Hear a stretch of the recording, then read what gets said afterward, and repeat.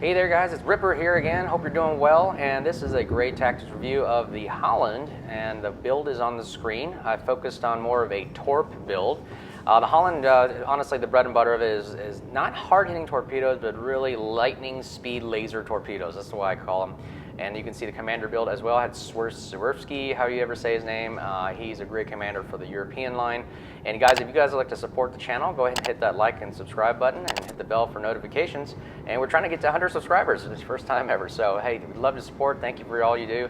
And let's get into it. So the Halland, one of the really, I would say, very round of all jack of trades, if you will, jack of all trades. I believe that's how you say it. It basically can do almost everything that you want to do. It's a gunboat, it is a torpedo boat, it is an anti-aircraft boat, it's a DD, it can spot, it can conceal. It literally can do almost everything that you'd asked of it, and especially in the DD role, man. I really like DDs. That's one of my favorite lines.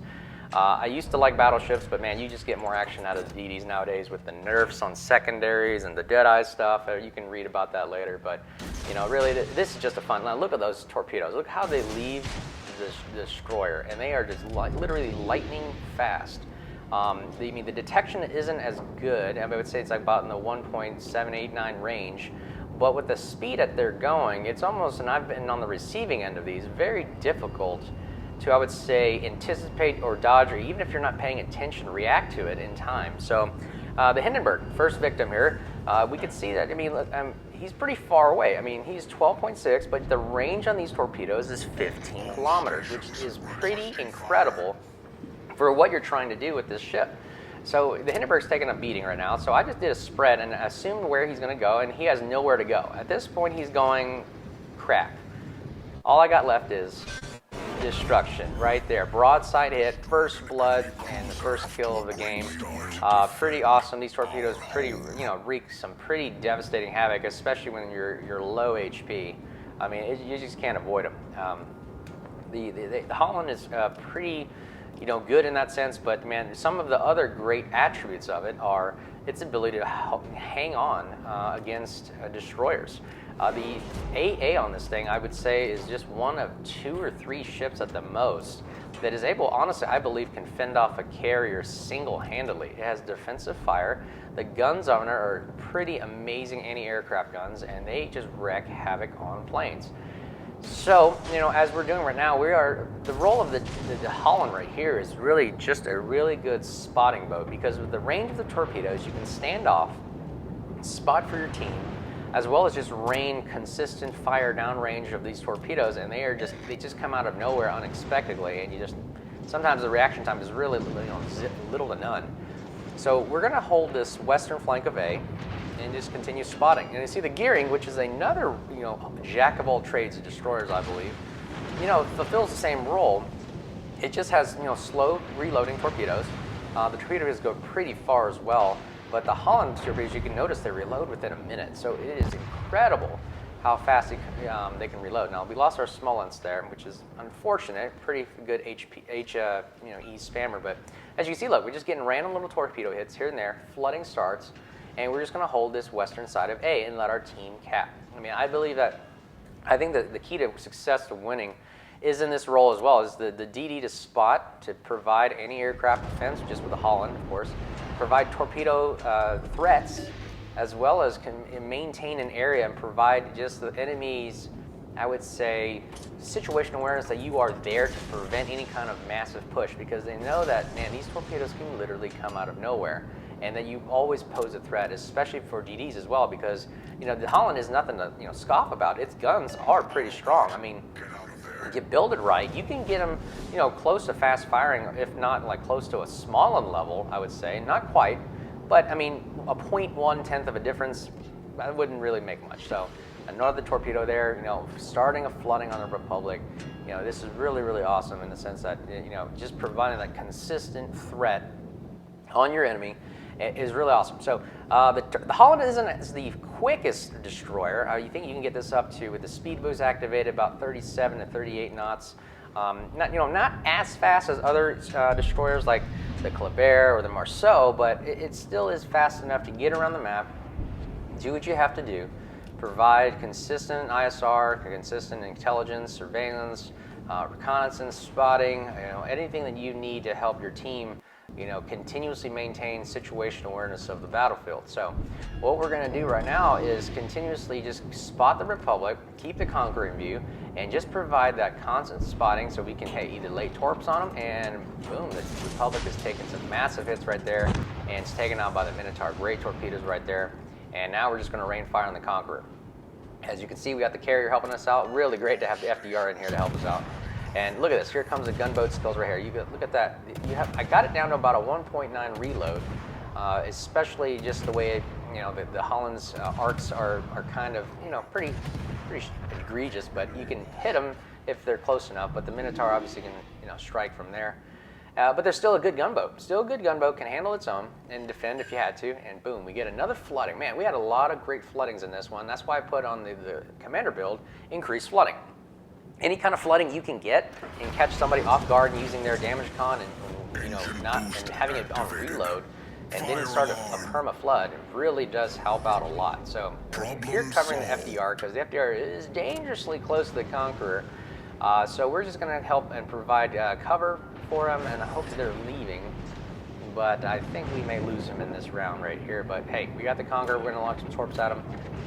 Again, watch these laser torpedoes coming out on the left side here, port side, and man, just look at the sheer speed of this. Now we have to assume he's going to hit the throttle and start moving forward, so I try to assume he's going to go forward and try to aim just slight ahead right there, aim ahead of him, and hopefully the close to 95 knot torpedoes can get there in time, and we can get some damage hits on him. So let's see how it goes. Man, the Minotaur is fending for his life, launching every single thing he has, and the Conqueror is just too nimble on this time, which is odd that the Conqueror is this maneuverable against this many torpedoes. So kudos to him on maneuvering a massive ship.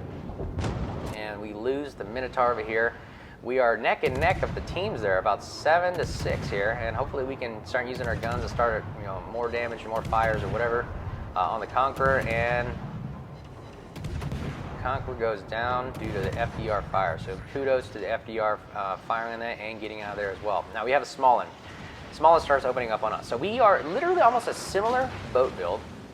I love the small. I think the small one is one of the most overpowered DDs as well as the best DDs for the role that it is designed to do, a pure DD hunter gunboat. So we have to be very cautious, and we use our risk management here of going, okay, the small one is half HP, we're a Halland, we have our health, we are almost full HP, we got our torpedoes ready, we got guns, let's do this. Let's go straight in with air cover, and we're going to launch some preemptive torpedoes to keep the Nevsky at bay, but we know that Nevsky's out there, so we got to be careful of his radar. So we'll try to sneak up on the small one.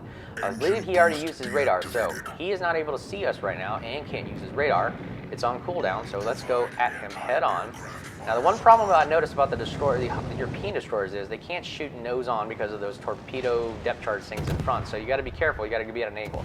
So small one spotted, we get quick early shots on. The best thing you do is start firing right away, get your guns trained on, start raining a lot of shells down range and start hitting them. So we have the advantage. His guns aren't looking at us.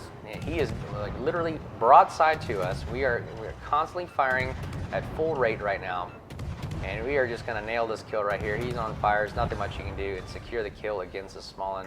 Put out the fire. No threats in the area except for the Zhao, which I had lost awareness of him, and I literally was throbbing. My heart was throbbing right here. I was like, oh my gosh, what are we going to do now? I'm in detection range. My torpedo's on cooldown. We take a full salvo right there, lose our front gun, and don't have a damage con. So I was like, okay, we might have to YOLO with torpedoes here. And oh, what a lifesaver. A weight lifted off our shoulders. I thank the Yamato for that beautiful shot. We remain in the game, and then we stay, and then the Nevsky's behind us. So we start running as fast as we can. Keep the islands between you and the ships. You can't really do much. It doesn't matter which ship you are. You just can't shoot through islands.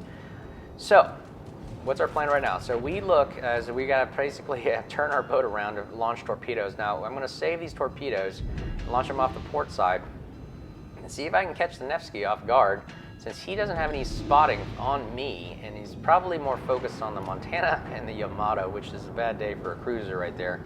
Taking on two significantly powerful tier 10s. Nevsky pops his radar, has an idea of where I'm at, So I'm just going to wait. I know he's slowing down right here. I would too. If I was a Nevsky, I would slow down and not produce broadside to me, but keep nose in on the Montana and Yamato. So we just look and continuously monitor what's going to happen here. I think he just takes a full blast, boom, right front from the Montana, and the torpedoes are pretty useless at that point. But hey, look at that, 1 minute reload. The torpedoes are already reloading down to 55 seconds. It is time to start capping some points and win the game. We are still down. You know, have you noticed that we are literally down about 120 points, and we have the advantage here, so we've got to take this out now.